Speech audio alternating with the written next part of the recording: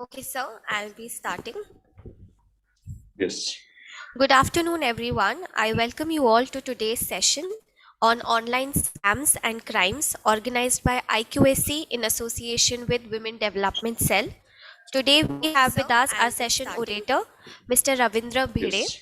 Good Sir, afternoon, everyone. sir I has welcome you worked all with to today's Rashtra session Police on for more online than scams 28 and years. crimes organized by He has IQAC in he was a association part with of the Women Development investigation Cell. team probing Today, we have with us our Srividya session murder case. orator, Sir Mr. has Ravindra headed Bhide. the Yes. technical Good division afternoon, of everyone. Mumbai I welcome Police you all to today's gathering session criminal on for more online than scams 28 and years. He has crimes been organized involved by in solving IQAC in many association was a with part of Women the Development investigation Cell. while he was Today, probing we have with us our Corruption session Bureau orator, and Mr. has Ravindra co of Bhide. the technical Good division. afternoon, Sir everyone. has Yes. been I welcome concerned you with all to investigating gathering financial criminal frauds for more at than the Economic scams and Office Wing crimes of organized Mumbai by in IQAC. solving He many. He was a has part sowed the of the seed investigation while cell. he was probing Today, we have with us our Corruption session Bureau orator, and Mr. has Ravindra co at Bhide. PKC Good Mumbai. afternoon, Sir everyone. has he was I involved welcome in you all to probing the gathering crucial frauds at the 2011 Economic terror Office attack Wing of of Mumbai, Mumbai crime branch, in which which has he sought also the established the role while of he was Pakistan today in the we attack. have with us our murder Currently, case Ravindra and sir Mr. is Ravindra advising Bhide. the police and Good the afternoon, public in everyone. He general was as involved to with how to probing take the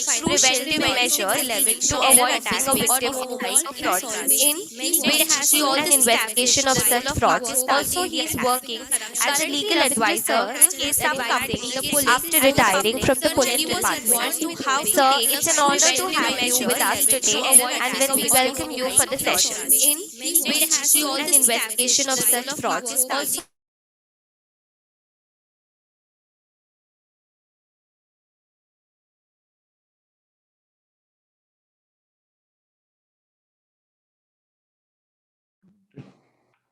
Hello. Yes, sir. Am I audible?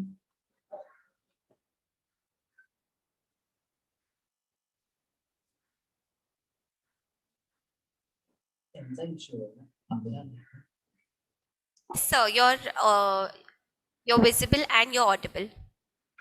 Okay. Shall we start the session? Firstly, I would like to thank all the responsible persons. Sir, can you be a louder? Louder. Okay. Is it okay now? Is it okay now? Yes, sir. Yeah.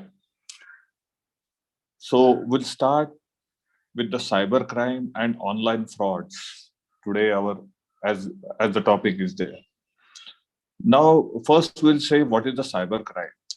Cybercrime can be defined in one term where computer or mobile phone is used as a tool, as a medium, or as a target. That is the basic definition of cybercrime. Yet now this definition has also become very vague, and all our almost all our fields are touched by the cyber field. That's internet connections, and cybercrime is a very big menace for all of us. Now I will explain some basic details for the cybercrime. But now I'll come to the time zone. Now, what is the time zone? See, Greenwich Mean Time is taken as the zero hours, and India is having plus 5:30 hours. Suppose any offense has taken place at 12 o'clock in the afternoon, then we have to add 5:30 at that, and accordingly we have to investigate or forward it to the concerned agencies like the mobile service provider or internet service provider. Now, cybercrime is a boundaryless crime, means it has no boundaries. Anybody sitting in one corner of the world can commit an offense or commit a crime in the other corner of the world, and so it is called as a boundaryless crime. Now, for detection of this crime, basically we have first the Information Technology Act came into existence in 2000. But this act basically was a loosely worded act, and which had not specifically defined what are the crimes that can be enumerated in that.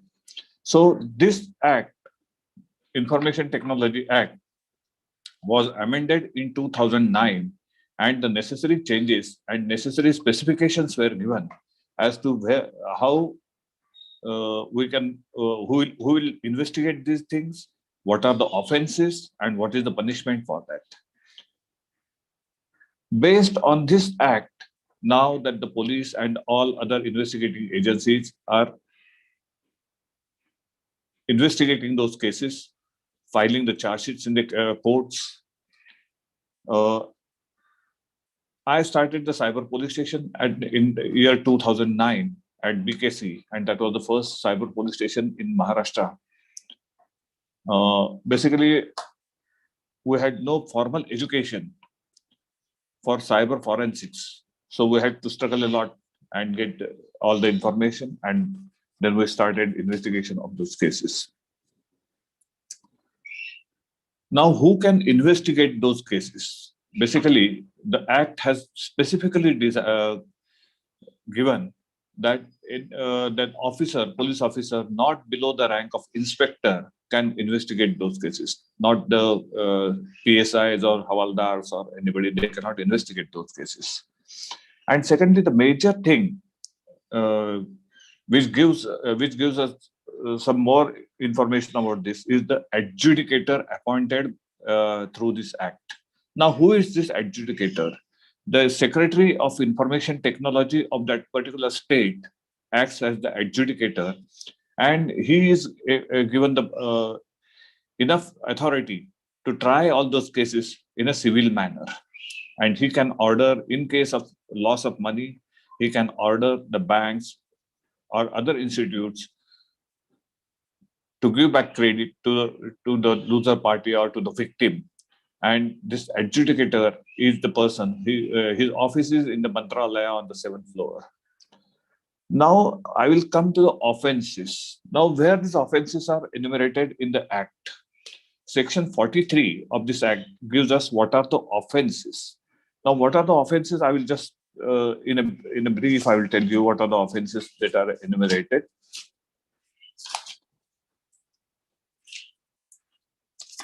Firstly, to have unauthorized access to any computer system. Secondly, unauthorized download, copy, introducing virus damage to the computer or the system, disruption, denial of access, providing assistance to commit these offenses, manipulation of computer system, destroy, alter information, data theft, steals, conceals, alters source code. These are the things that are given in the section 43. And from section 65 onwards, the punishments are given. The section 65 tells us about tampering with the computer source code. Section 66, punishment for offenses under section 43. Recently, you must have heard that Supreme Court has struck down the section 66A of the Information Technology Act, because this section particularly had not given specific wording, or you can say it was a loosely worded act. It was a loosely worded section, and anybody could take disadvantage and misuse the provisions of these sections. And so this 66A has been struck down by the Supreme Court of India. Now I will come to the offenses. What are the offenses? You know what are the phishing. So it is similar to the fishing, that is catching the fish. Catching the fish. The same words are used in this for fishing, that they put try to catch some fish, that they try to catch some victims by sending several emails and several SMSs, and whoever responds to that becomes a victim to that offense. Then comes the morphing. Morphing is also a very dangerous thing. Morphing means aligning two images in such a way that you feel that it is one image only, and that is mostly misused to harass the lady members in the society. Third comes cyber pornography or the child pornography. This is also a very serious section. As per our this Information Technology Act, to create, to store, to transmit any sort of pornographic material is an offense in India. Child pornography, particularly, is a very serious offense. Then comes the defamation. Now, what is defamation? Defamation means to defame somebody or via the electronic media. Next comes the proxy server. I would like to elaborate something on this proxy server. This proxy servers are basically it is a business model, you can say. They are the servers located at different places in all over the world. And in India, where Information Technology Act is there to curb the cybercrime, in some of the countries all over world, this cybercrime is not defined as a crime, but it's their business model. These proxy servers are such, it's the facility provided by several countries. Uh, if I have to send a mail to somebody, if I take the services of the proxy server, my original IP address is hidden. And that's how we can send the mail. Suppose I'm sending mail from Bombay to Bombay to somebody in Bombay only, but it is taking the services of proxy server in different countries. Then it will travel to different places and then come back to the person to whom I want to send the mail, and it will the last IP address will be seen of the last server from which it has been sent. Now, this proxy server uh, system was used during the attack or 26/11 attack on Bombay by the terrorists. They had sent a mail, which actually it was seen that it come from Russia. But when we investigated further, we found that the mail that email had originating IP address was from Pakistan, and that's how these proxy servers are being used to hide the IP, original IP of the sender.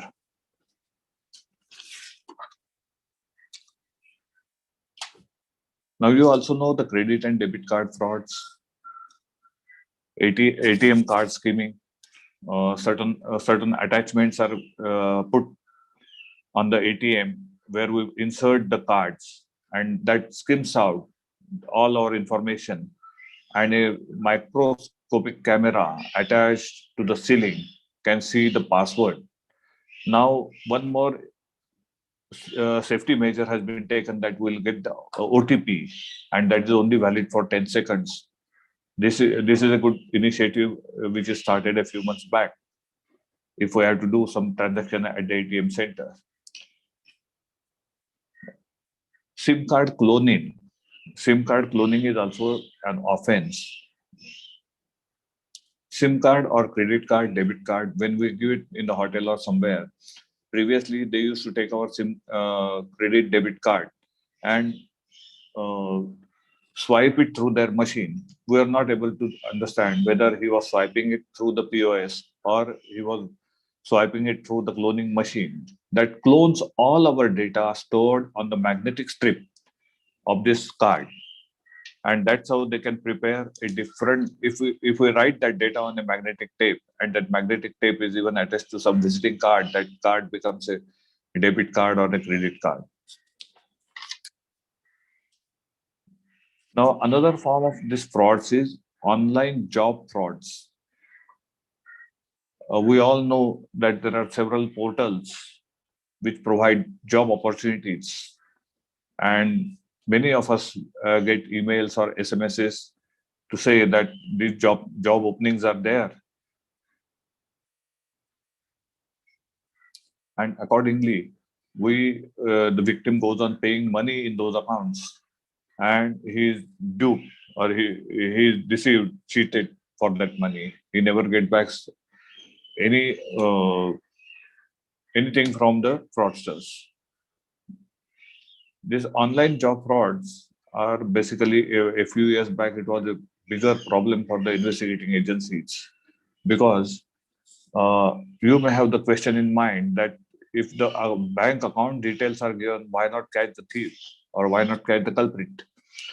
But these accounts are bogus accounts opened in the name of some lay persons or using some documents from one bank to another.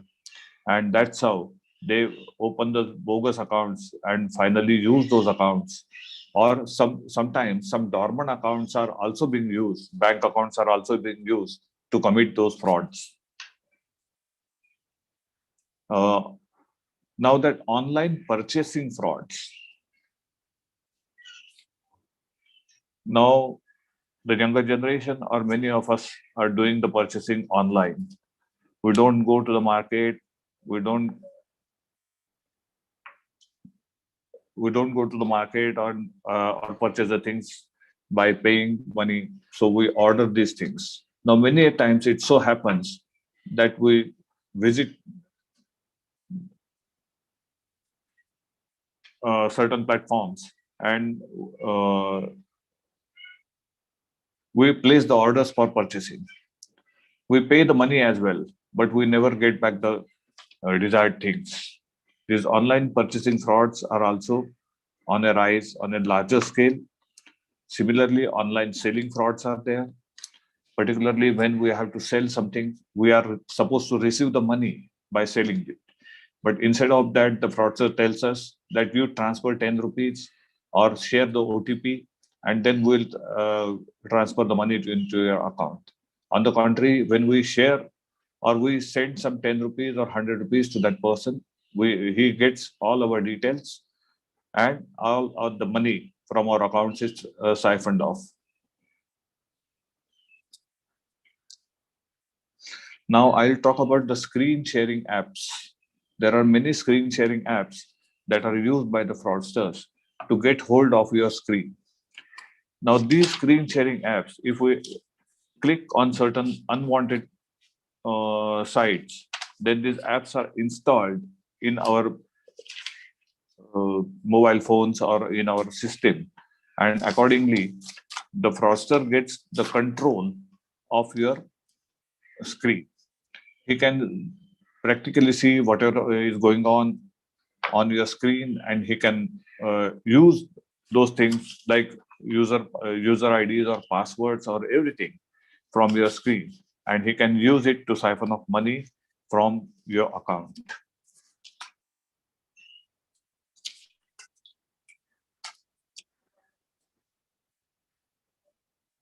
Now I will come to data theft. What is data theft? Previously, as per Indian Penal Code, theft was only of a thing which is tangible. Once a pen is stolen from my pocket, it does not remain with me. But the data theft has got different concepts. The data which still lies with me is not actually stolen, it is copied and taken out. And this is called the data theft.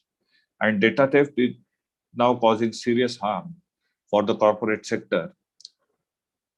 Now, along with that, other fraud types of frauds are matrimonial portal frauds. Many matrimonial portals are bogus, and they get the information of the people, and we go on paying the money in that, we never get back the results. Then FB friendship requests are there, Facebook friends are there who send us the request. Unknown person friend us send us the request, and if we accept the request, they keep on chatting with us. Then sometimes they send us some pornographic material. Now, why I'm discussing this is that in last current 6 months, so many cases about this Facebook friendship requests are reported to the police, and many people have fallen prey to that and have and it has resulted in paying a huge amount of ransom or extortion money to the fraudsters. Now, impersonation through social media. Now, what is impersonation? Impersonation means I pretend to be the another person. Now, on social media, we cannot see the actual person who has opened this account. Suppose a Facebook account, I have the Facebook account in the name of Ravindra Bhide, and I open some different Facebook accounts in the name of somebody else. This is called as the impersonation, and it is being used to cheat the people. Now, not only on social media, Facebook means even getting the SIM cards and banks also.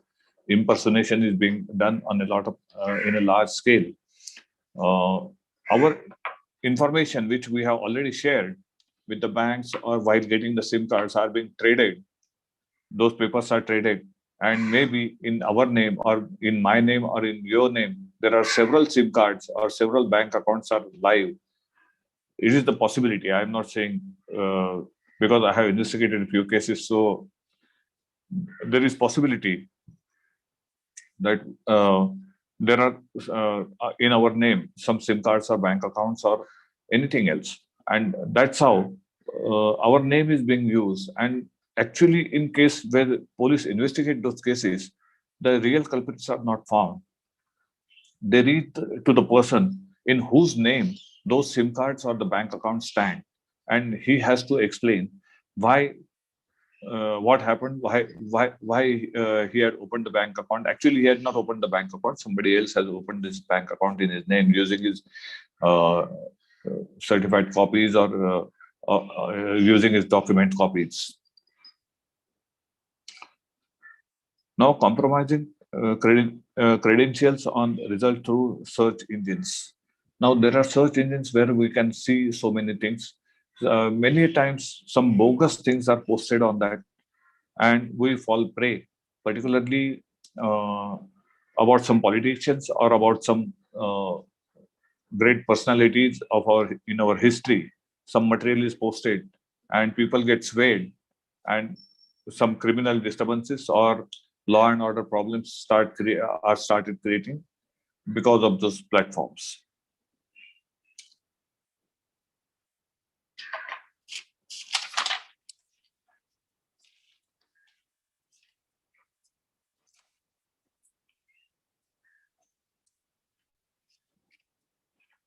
Now I'll talk about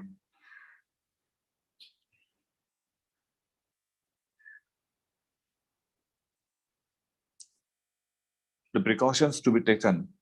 Now, generally, online frauds happen when we that is because of two things basically. First is the fear, and second is the greed. Now, because of greed, that we'll get something extra or which we are not entitled to get, we fall prey to this. And secondly, because of the fear that your account will be closed, you will get income tax notice, or you will get Reserve Bank notice, or something like that. And because of fear, also we fall prey to all these cyber crime.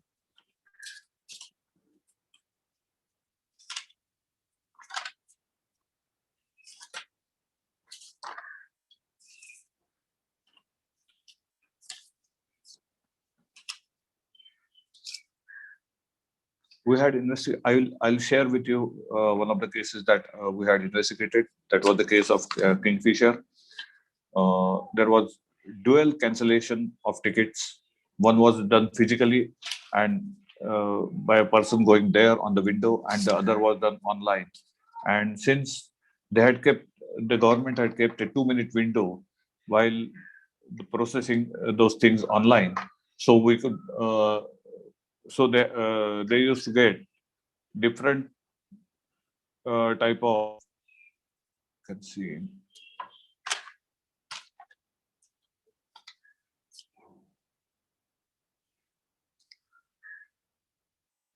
So those tickets were cancelled twice, means once physically and once online, and that put a huge loss to the company. That was the case, and the loss in those times that was investigated was to the tune of say 14 crore rupees. Now I will talk about screen sharing apps or remote controlling apps. Now these are the apps that allow the fraudster to take control of your screen. We cannot know it, or we cannot understand it, but he can see all the things that is happening on our screen, and these screens are then shared and to the different people, and they use the information that from our screen and that is being used to siphon off the money from our bank accounts or from doing the purchasing. Basically, one thing one has to understand that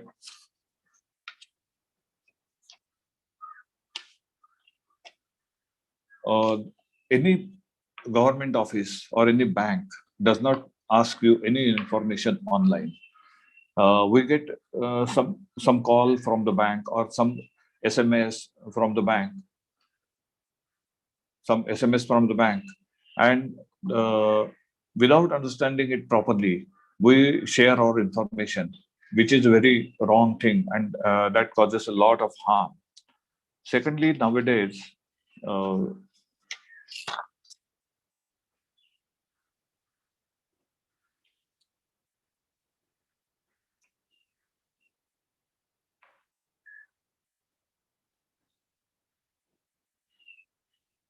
now I will talk about the safety, what safety measures have to be taken or what is to be seen before going to any site. Now, the site is started with HTTP.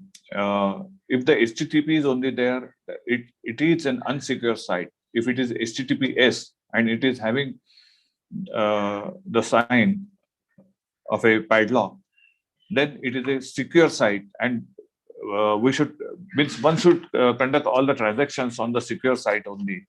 If we go to unsecure site, then that can have uh, some with malified intention. They must be doing it, saving those things.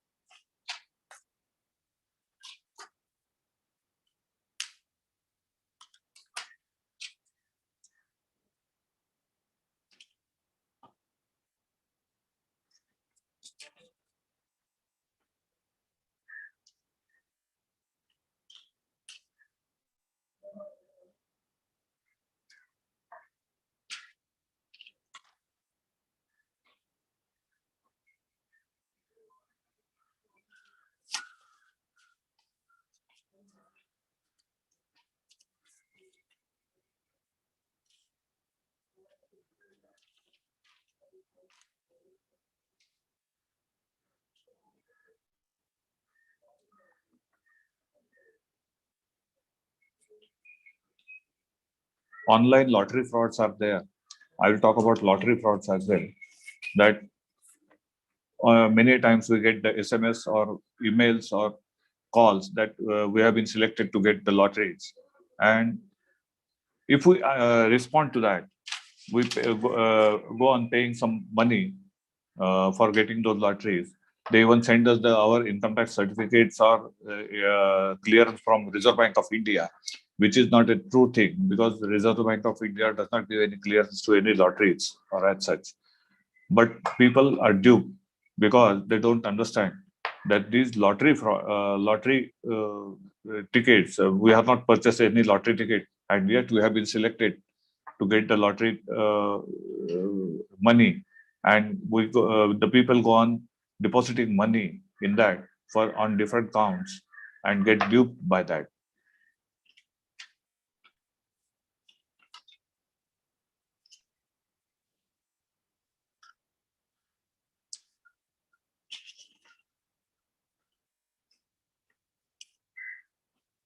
Sharing our PIN or OTP to anyone is going to put us in harm because we may lose the money from our bank accounts. Now, what are those screen sharing apps?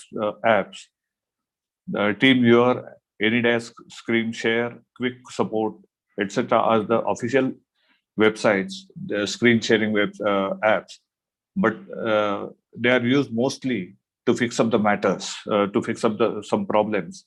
But there are also certain screen sharing apps which are not legal and they are used by the fraudsters.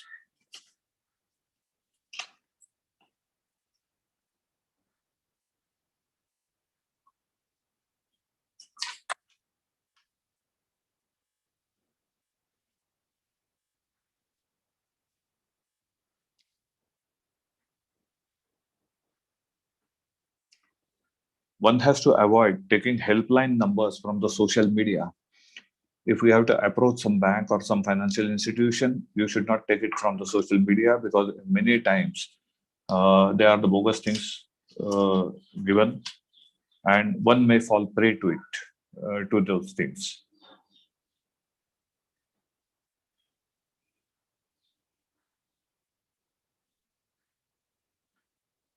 Vani madam, from my side, I think I have covered the topics I know. If somebody has some questions, I'll try to answer those questions.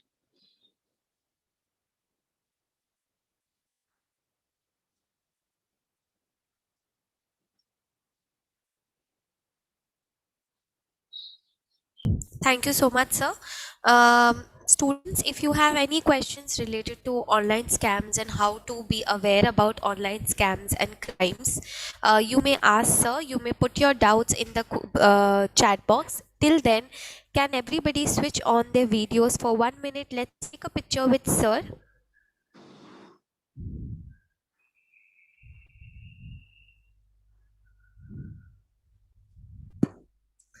Everyone, switch on your videos so that we can take a picture with sir. Fast, quickly.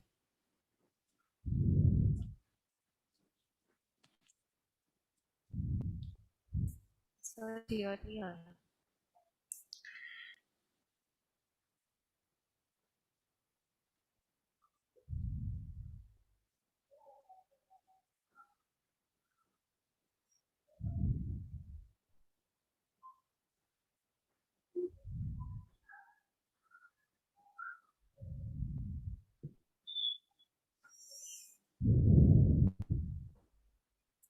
All the students switch on your videos for a minute, quickly. And everyone, the feedback form link is in the chat box. Please make sure that you copy paste it and before leaving, you're filling in. Dimple, Saroj, Rosie, Nidhi, fast, so that we can go ahead with the session.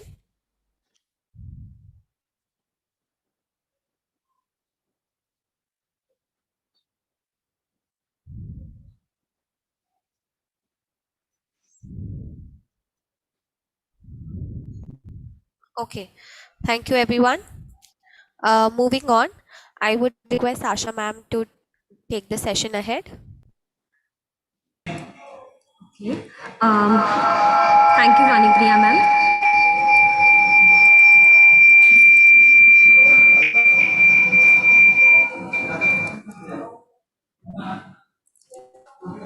So, participants, this brings us to the end of an illuminative session. I take this opportunity to thank Ravindra Bhide sir for taking his time out and accepting our invite to be an orator of this program on online scams and crimes. Uh, it's been a wonderful session, sir. You have highlighted so many ways of online scam. I myself have learned so many things about online scams and crimes. We are actually living in an increasingly digital world, and it's very important that we educate ourselves about cyber security. As in today's digital age, cybercrime affects all of us directly or indirectly. I'm sure this session would have helped our students to develop better understanding about cybercrime and scams and various windows through which such scams and crimes intervene in our life. I extend my gratitude to our principal, Dr. Sunil Karve sir, for guiding us in all possible way to conduct this session successfully. My sincere thanks to IQAC, Women Development Cell, and team of teaching faculty for arranging guest lecture on such an entailed topic. And last but not the least, I also thanks my colleagues and students for their active participation. With this, I would conclude that the session at an end. Once again, thank you so much, everyone. And participants, ma'am, she has already resent that link. Kindly fill in the same. Okay, sir, we have not received any doubts in the chat box, so we'll end Okay, the session. Thank you so much for joining us thank you. today. It was a pleasure to have you with us. Thank you, ma'am. Thank you.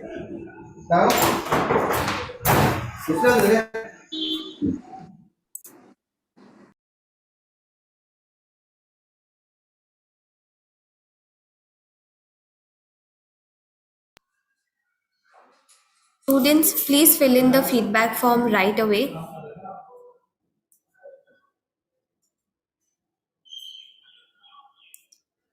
And all of you can leave the session as you have filled the form.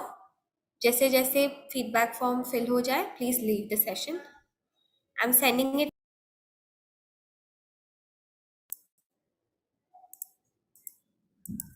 Copy paste the link, everyone. Okay, students, thank you for joining us. Bye, everyone.